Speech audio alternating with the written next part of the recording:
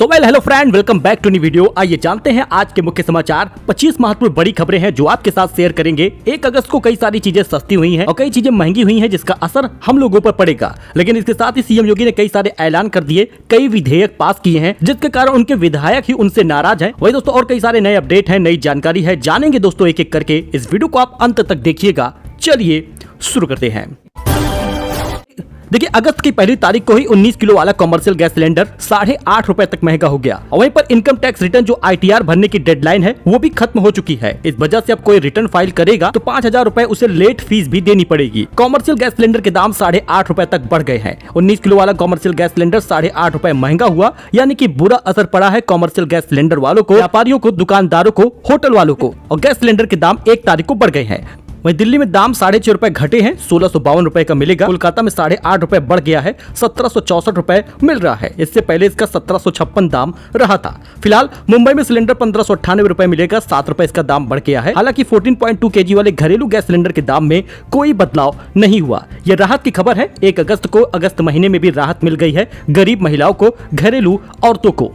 लेकिन ध्यान रहे कि इसी अगस्त महीने से अगले 8 महीने तक उज्ज्वला गैस धारकों को 300 रुपए की सब्सिडी मिलती रहेगी। यानी 800 रुपए का अगर गैस सिलेंडर है तो सिर्फ आपको 500 रुपए चुकाना पड़ेगा और 300 रुपए सरकार आपको सब्सिडी के रूप में वापस कर देगी। यानी कुल मिलाकर फायदा आपका होगा अगर आप एक उज्ज्वला गैस धारक हैं। वहीं इस बीच रक्षाबंधन भी आ रहा है तो सरकार कई सारे ऐलान कर सकती है। इससे पहले मध्य प्रदेश सरकार ने भी घरेलू औरतों को, घरेलू महिलाओं को गैस सिलेंडर के दाम कम कर दिए हैं, उनको राहत दी है। वहां पर महज 450 रुपए में गैस सिलेंडर मिलेगा। फिलहाल आप देश के प्रमुख शहरों में घरेलू गैस सिलेंडर के दाम देख सकते हैं।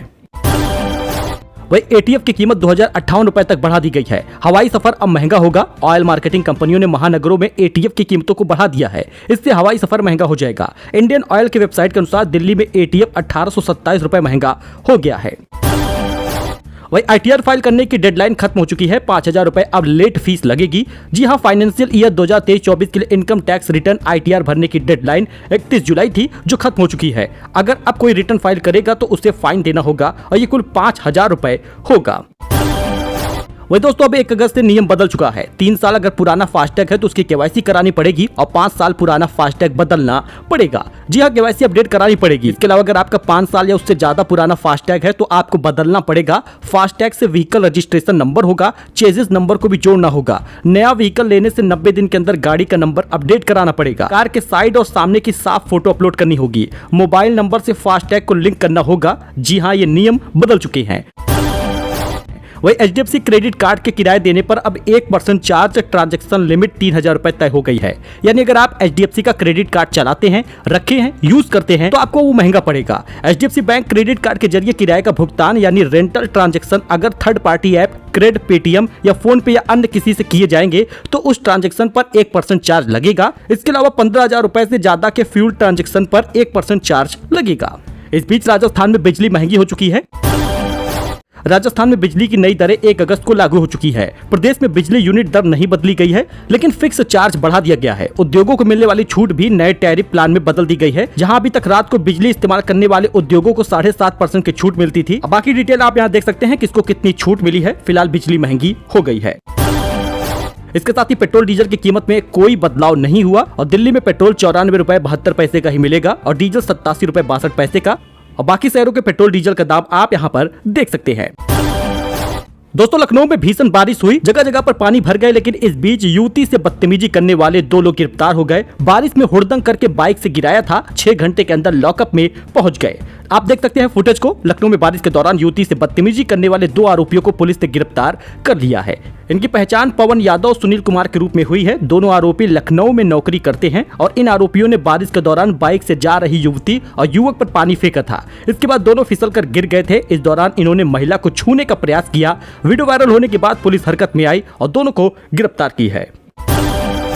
वही सीएम योगी बोले, आज विधानसभा चुनाव हो जाए तो सपा और भाजपा बराबर आएगी। हम दोनों 185 सीटें जीतेंगे। 2027 में जीतने के लिए करनी होगी मेहनत। जी हां, अपने विधायकों को फटकार लगाई है और एक्टिव रहने को कहा है। अगर आज विधानसभा चुनाव हो जाए तो सपा और भाजपा दोनों बराबर सीटें मिलेंगी। यानी ये कहा जा सकता है कि आने वाला 2027 सपा सरकार के लिए होगा, सपा सरकार जीतेगी। यह बात मुख्यमंत्री योगी आदित्यनाथ ने लखनऊ में लोक भवन में हुई एनडीए विधानमंडल दल की बैठक में कही है। सीएम योगी ने भाजपा के विधायकों और सहयोगी दलों के नेताओं को आईना दिखाया है और आईना दिखाना जरूरी भी था क्योंकि सरकार इस समय काफी ज्यादा समस्या से जूझ रही है। योगी ने कहा लोकसभा के चुनाव के हिसाब से देखा जाए तो 183 सीटों पर सपा, 16 सीटों पर कांग्रेस जीती है और आज विधानसभा चुनाव हो जाए तो भाजपा और सपा को 185 सीटें मिलेंगी। विधानसभा चुनाव में जीत के लिए सभी विधायकों को मेहनत करनी होगी। आपको बताते चले कि उन्होंने कहा कि हमारे 35 विधायक ऐसे हैं जो सोशल मीडिया पर एक्टिव नहीं है, न उनका एक्स पर अकाउंट है, न वो व्हाट्सएप चलाते हैं, न यूट्यूब पर वो लोग एक्टिव हैं। विधायक सोशल मीडिया पर एक्टिव रहें, ऐसा उन्होंने कहा है। वही विधानसभा में राजा भैया बोले क्रांति आ जाएगी। विधेयक पर अपनों से ही घिर गई योगी सरकार। विरोध में उतरे विधायक सिद्धार्थ नाथ सिंह और हर्षवर्धन वाजपेयी। जी हां दोस्तों, यूपी सरकार नजूल विधेयक पर चौतरफा घिर गई है। भाजपा के ही विधायक सरकार के विरोध में उतर आए हैं। प्रयागराज से विधायक सिद्धार्थ नाथ सिंह और हर्षवर्धन वाजपेयी ने विरोध किया। कहा मोदी जी आवाज दे रहे हैं और आप उन्हें बेघर करना चाहते हैं। कुंडा के विधायक राजा भैया ने कहा इलाहाबाद हाईकोर्ट भी नजूल की जमीन पर बना है, क्या उसे भी आप हटवा देंगे? अगर लोगों को बेघर किया तो बड़ी क्रांति आ जाएगी। फिलहाल सरकार ने हंगामे के बीच विधेयक को पास करा लिया है। यानी कि दोस्तों नजूल जमीन का विधेयक जो है वो पास हो गया है। ऐसे में गरीबों पर बड़ा असर पड़ सकता है, उनकी जमीनों को छीना जा सकता है। मतलब कि नजूल जमीन जो होगी वो सरकार की जमीन होगी, जब चाहे वो वापस ले लेगी। उत्तर प्रदेश के अधिकांश जिलों में ऐसी जमीनें हैं जो नजूल जमीन है। तो बायजूस भी सीसीआई को 158 करोड़ रुपए देने को तैयार हो गया है। कंपनी 2 और 9 अगस्त को किस्तों में करेगी भुगतान। 1 साल पुराना विवाद खत्म हुआ है। Edtech company Byju's sponsorship contract के बकाया 158 करोड़ रुपए बीसीसीआई को देने को राजी हो गई है। कंपनी के फाउंडर बायजू रविंदर के वकीलों ने 31 जुलाई को national company law appellate tribunal यानी NCLAT में इसकी जानकारी दी है। तो सिंगर मिलिंद गाबा ने टी सीरीज के दफ्तर में हंगामा किया। भरी मीटिंग में पीने लगे शराब और रोके जाने पर शुरू की मारपीट। सीसीटीवी फुटेज सामने आया है। मशहूर बॉलीवुड पंजाबी सिंगर मिलिंद गाबा विवादों से घिरते नजर आ रहे हैं। सोर्सेज के मुताबिक मिलिंद गाबा हाल ही में एक मीटिंग में शामिल होने टी सीरीज के ऑफिस पहुंचे थे। वहां मौजूद सोर्स ने बताया कि बीच मीटिंग में सिंगर शराब पीने लगे। जैसे ही मीटिंग में बैठे लोगों ने उन्हें रोकने की कोशिश की, वैसे ही सिंगर ने आपा खोते हुए मारपीट शुरू कर दी। इस घटना का एक सीसीटीवी फुटेज भी सामने आया है। तो आज भी दोस्तों भीषण बारिश का अलर्ट है। बुधवार को 60 जिलों में 5.77 mm की बारिश हुई है। यूपी में मानसून एक्टिव हो चुका है।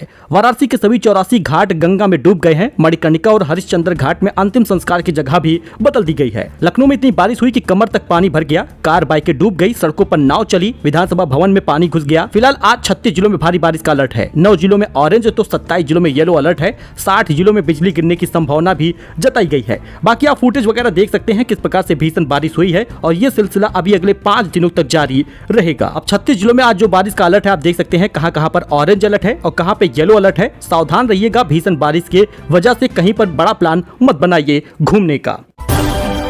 सो दोस्तों ये कुछ अपडेट था, नई जानकारी थी। आई होप कि आपको ये पसंद आया होगा। वीडियो पसंद आया हो लाइक करिए, सब्सक्राइब करिए, अपने दोस्तों के साथ शेयर करिए। ऐसे ही लेटेस्ट न्यूज के लिए फिलहाल के लिए दोस्तों इतना ही। धन्यवाद।